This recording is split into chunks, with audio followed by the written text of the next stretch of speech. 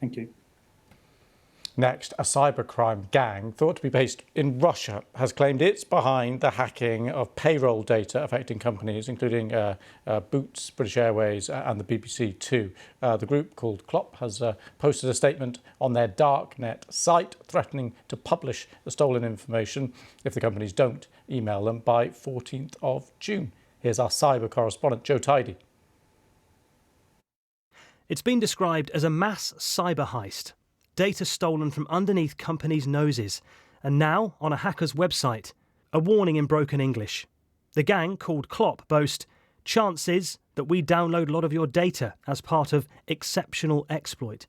As well as the boast, an ultimatum was issued to the dozens, maybe even hundreds of organisations affected. Get in touch with us to discuss a ransom payment, or we'll publish your data online.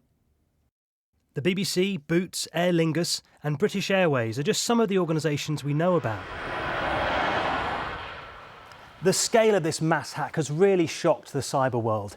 It all started with a relatively obscure but popular piece of corporate software called MoveIt. The Clop hackers managed to find a unique way into the system, and that gave them access to all the companies that use MoveIt. For example, the UK payroll provider Zellis.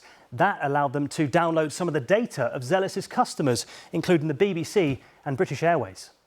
They're often dubbed supply chain attacks. And what that essentially means that instead of targeting an organization directly, they target a piece of software an organization uses. So they'll, in this case, use file transfer software that a bunch of companies use. And this really kind of opens the gate a little bit. Like, you use this as your initial entry point. This is your back door, if you like. Clop has been a persistent cyber threat for years. An international police operation in 2021 saw arrests in Ukraine of alleged members of the gang. But with the leaders of the crew thought to be based in Russia, Clop has continued to make millions extorting organisations around the world. Clop's latest victims are faced with the dilemma of paying the ransom or not. The advice is don't, as it fuels their criminal enterprise, and they might sell the hacked data online anyway in secret. For staff whose national insurance numbers or even bank details are potentially in the hands of hackers, it's a concerning time. But these criminals are less interested in going after individuals when organisations could pay them more. So the advice is to not panic, but be vigilant of any suspicious activity or emails. Joe Tidy, BBC News.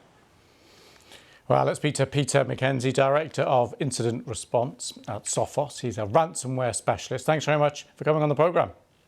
Thank you very much. So how worried should people be?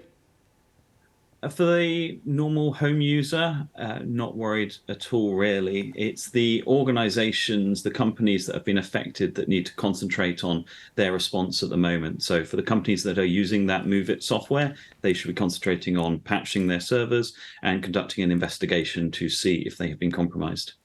And for those that have been, is there a way, clearly there's no way that data is gone, but is there a way that they can quickly identify what happened, where the weakness is, and repair it? So for the organizations that are using that software, they should be looking at the logs on their servers to see if the attackers gained access, and then they should be conducting an investigation. But the short answer is no, there is no simple way of finding out what the attackers did, if anything, on your network, but you should be looking. Right, I see. And this is more of a moral, philosophical question, I suppose, maybe outside your remit, but it's difficult to justify paying any kind of ransom, and yet in these circumstances, you could understand why someone might be prepared to overlook their moral code to do so. Yeah, unfortunately, it is. In the ideal world, nobody would pay a ransom. Nobody wants to do that. And if everyone stopped, these crimes would most likely stop happening. But when it's your data that's been stolen, it's hard to take the moral high ground, unfortunately. And so are we going to see, therefore, more and more attacks like this? Is this a classic case that actually the criminals are always going to be one step ahead? I hope not, but the fight between the defenders and the attackers is an ongoing battle, and they're always improving their techniques, just as the defenders are as well. And it requires organizations to put in a lot of effort into their security and be very vigilant and investigate these type of things when they happen. And just lastly, on the group itself, what do we know about these hackers? They are, rumored to be, at least some of them, based in Russia. The people involved could be in any country. It doesn't really affect the victim. If your data has been taken, where the attacker is doesn't really have much impact on you.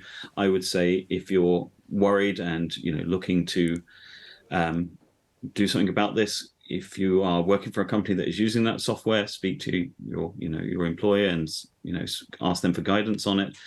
But for the actual group behind it, it unfortunately isn't going to make much difference where they are if you're the victim. Peter McKenzie, thanks very much for coming on the programme. Thank you. Now, around the world and across the UK, this is BBC News.